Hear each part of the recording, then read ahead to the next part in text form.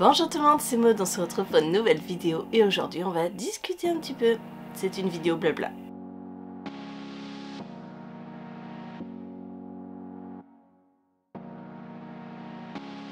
Je vous l'avais annoncé dans la vidéo du book haul, on va parler, on va papoter un petit peu et on va discuter surtout de cette nouvelle tendance de l'arrivée de ces reliés collecteurs qui nous inondent. Avant c'était simple, il y avait une version poche, il y avait une version brochée. Et je vous parle de ça, c'était il n'y a pas si longtemps. Puis De Saxus est arrivé et a commencé à proposer des très beaux livres, des très beaux reliés, assez classiques dans le sens où une couverture cartonnée et voilà, c'est tout. Il faut dire qu'on était un petit peu jaloux de nos amis anglais américains qui avaient déjà de magnifiques éditions vraiment splendides. On bavait littéralement dessus, sachant que nous on n'avait que le poche et le brochet. Donc quand De Saxus a proposé ses romans en relié, on s'est jeté dessus. Clairement, la maison d'édition avait beau avoir des soucis de traduction, avait beau avoir d'autres soucis, les reliés ça faisait quand même rêver. Et ça faisait un petit peu mal au porte-monnaie déjà, mais bon, de temps en temps, on pouvait se faire un petit plaisir. Sauf que depuis peut-être un an, je dirais, toutes les maisons d'édition se sont mis à faire des reliés. Et on va même parler de collecteurs. C'est normal, c'est normal. Quand on voit que quelque chose marche, il n'y a pas de raison que les autres n'utilisent pas. C'est ce qui marche. C'est logique, on va pas leur interdire de faire du relié alors que ça marche, que les gens payent plus cher pour avoir un ouvrage plus beau. Mais j'ai l'impression, sincèrement, que maintenant il n'y a plus que des versions collecteurs. Alors oui, les maisons d'édition proposent aussi la version brochée à chaque fois. Mais comment voulez-vous résister quand on vous montre un aussi beau roman? Je vous montre, donc on est passé d'un roman classique en relié, ce qui est déjà beaucoup mieux qu'un brochet. Donc un brochet c'est ça, un brochet c'est couverture souple, voilà, basique. Le relié, donc on est comme ça. Et après on nous propose ce genre de roman avec un jaspage. Avec des illustrations. Quelque chose au-delà de ce qu'on voyait jusqu'à maintenant. Voilà, des versions collecteurs avec des jaspages. Et maintenant, en fait, j'ai l'impression que ça s'est démocratisé puisque à chaque fois qu'il y a une grosse sortie, les maisons d'édition misent tout sur cette sortie et misent tout sur le packaging, c'est-à-dire une magnifique couverture, un jaspage, ce qui n'y était pas avant. Franchement, il y a quelques années, je me souviens que moi j'achetais les Gulfstream, la collection électrogène, et c'était les seuls qui faisaient un jaspage de couleur, et c'est tout. Et maintenant, c'est incontournable. Bref, il y a eu une énorme évolution dans le monde de l'édition au niveau de ces romans collecteurs, et maintenant j'ai juste l'impression qu'il y en a trop, dans le sens où, vous voyez Fourth Wing, quand Hugo Roman a acheté Fourth Wing, on a crié au scandale en disant « Ah mais Hugo Roman, mais c'est pas possible, ça devait être De Saxus, ça devait être quelqu'un qui allait faire un magnifique roman. » Et maintenant, vous dites quoi? Vous dites qu'ils ont raté leur coup? Ils ont fait quand même un superbe roman, et ça fait un petit peu taire les mauvaises langues, j'ai l'impression. Enfin, je dis ça, je dis rien, mais en tout cas, moi je trouve que la qualité de leur roman est aussi bonne qu'un De Saxus, ou voilà.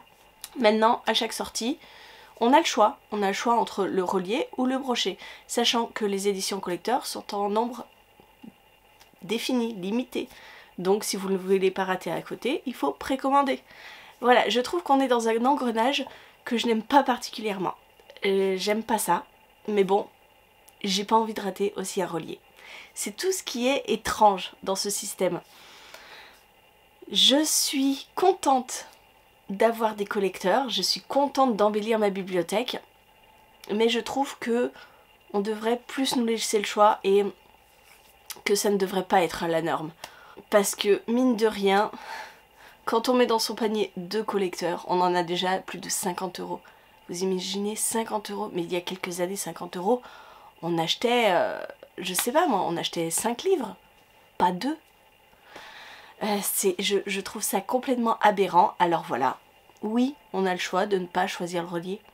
Oui, on a le choix. Je m'étais dit ça au début avec De Saxus. Au début, je commençais à acheter tous les reliés et puis je me suis dit, oh, on va se calmer.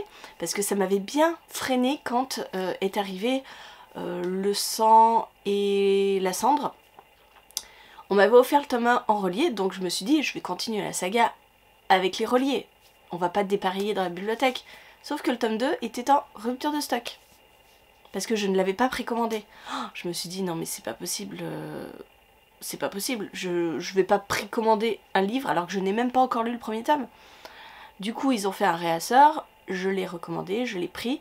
Et j'ai précommandé le tome 3. Et je n'avais toujours pas commencé la saga. Donc ça m'a énervée. Et je me suis dit, si je commence une nouvelle saga, je la prends brochée. Et du coup, je n'ai pas commencé de nouvelle saga chez De Saxus. Au moins, j'étais tranquille. Mais j'en ai commencé d'autres dans d'autres maisons d'édition, dont par exemple, Le Pont des Tempêtes. Le roman est quand même à 28 €. 28 €. Je trouve ça... Mais bon, voilà, je suis faible. J'ai du mal à dire non à ces belles éditions. Et la dernière commande que j'ai faite, par exemple, j'ai pris 3 reliés collecteurs en précommande. Je trouve que ça casse l'instantanéité. Si vous êtes en magasin et en librairie et que vous voulez acheter un livre, et ben il n'y est pas de toute façon. Et si vous voulez l'acheter après coup, vous n'êtes pas sûr de le trouver. On est obligé de prévoir. On prévoit tout, il n'y a plus d'instantanéité. Et je trouve ça complètement dommage. Alors oui, je peux continuer à les acheter en brochet. Oui, je pourrais continuer à les acheter en poche une fois qu'ils sont sortis en poche. Mais ça fait des années que je n'ai plus acheté de poche.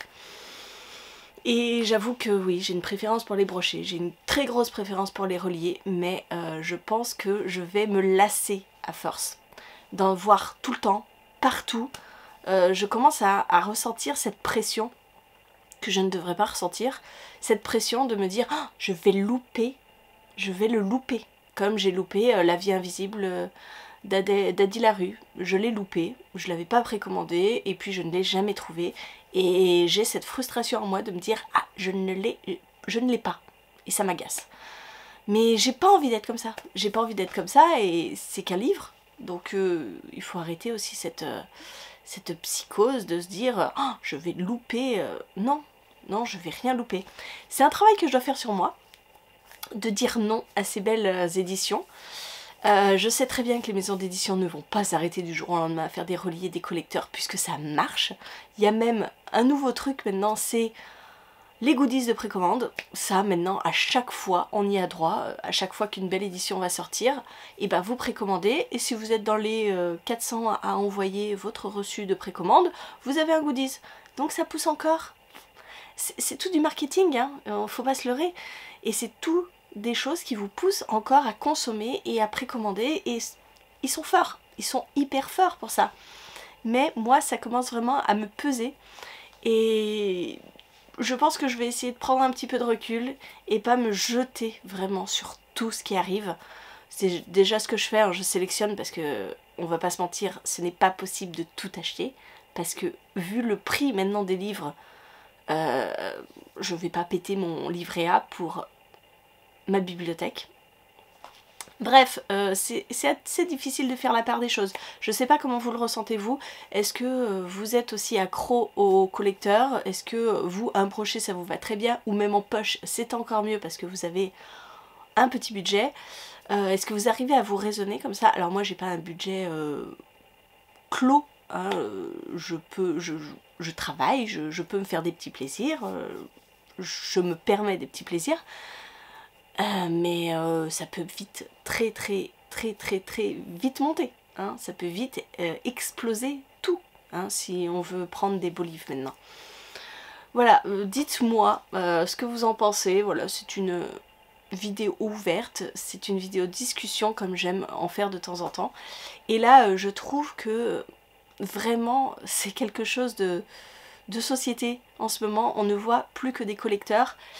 Et j'ai l'impression que c'est à la course à celui qui fera le plus beau collecteur, à celui qui en vendra le mieux, à celui qui aura une meilleure visibilité et qui fera mieux que les autres. Voilà, je ressens ça. Et il y a quelque chose de malsain là-dedans, je trouve. Et nous les lecteurs, nous sommes un peu pris en otage parce que on aime les livres et que on a envie d'avoir le meilleur aussi. Mais le meilleur s'accompagne de prix au top aussi. Bref, voilà, je pense que j'ai fait un petit peu le tour de mon ressenti. Un ressenti qui est assez mitigé parce que dans un sens, j'ai pas envie de laisser passer des reliés, des collecteurs. Mais dans un autre sens, j'ai pas envie d'être victime de cette société de consommation qui pousse à toujours vouloir plus. Ça a toujours été, qu'il y a eu des brochets, des poches, mais là, je ressens vraiment cette pression. Je ne sais pas si c'est identique pour vous, en tout cas, n'hésitez pas à me dire tout ça en commentaire. C'est le but de ces vidéos, c'est de discuter ensemble, d'échanger nos idées. Et moi, en attendant, je vous fais des gros bisous, je vous souhaite une très bonne journée, de très bonnes lectures, je vous dis à très bientôt pour une nouvelle vidéo.